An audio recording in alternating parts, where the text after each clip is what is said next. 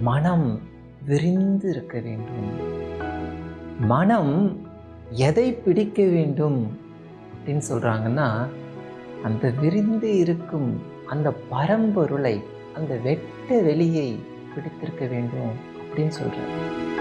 ஏன் தெரியுங்களா? பிரபஞ்சம், பரந்து விரிந்த பிரபஞ்சம். இந்த பிரபஞ்சத்துக்குள்ளாக உலகம், அதுக்குள்ளார நாம் இருக்கோம். வேதாத்ரி மகரிஷி அவங்க சொல்கிறது என்னென்னா, அந்த பரந்து விரிந்த பிரபஞ்சமே எனக்குள்ளாக இருக்கு.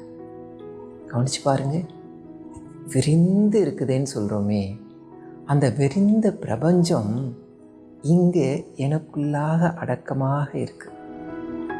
அப்போ அந்த பிரபஞ்சத்துக்கு இருக்கக்கூடிய ஆற்றல் அனைத்தும் எனக்கும் இருக்குமா இல்லையா?